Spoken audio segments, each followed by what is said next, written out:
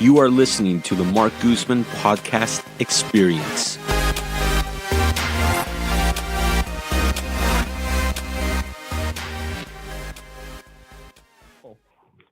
Okay. Let's talk a little bit about Henry Kaiser and his role. You've mentioned him multiple times, and he definitely had a significant role in this history. Yeah, he certainly did here in Richmond.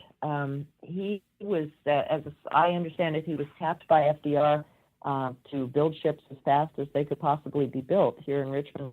He really was, I think, a seventh grade dropout.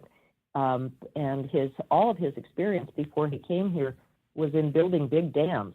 And so his work had been in concrete and big construction projects, but he'd never built a ship in his life.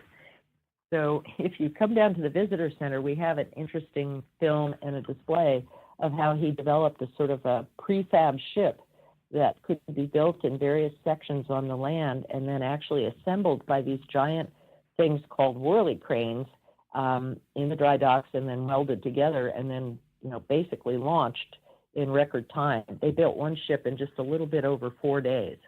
Wow. Yeah, it's astonishing to think about that and to imagine the kind of work that went into that.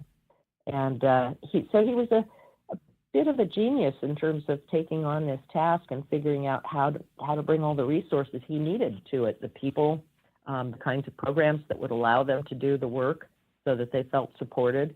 And, of course, out of it came ultimately prepaid health care because he provided health care for his workers.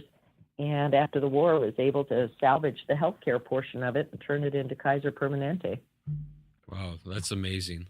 That's an amazing, amazing story. And a seventh grade dropout, too. Yeah, the more I find out about him, the more fascinating he is as a person and as a person during that time period, taking on the challenges that he took on.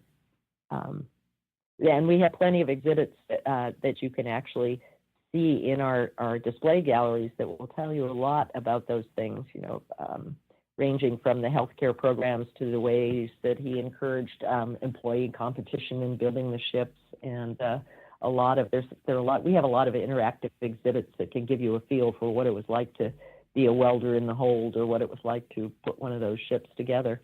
Amazing. And did he live locally, or was he basically tapped and flown in? No, he came here.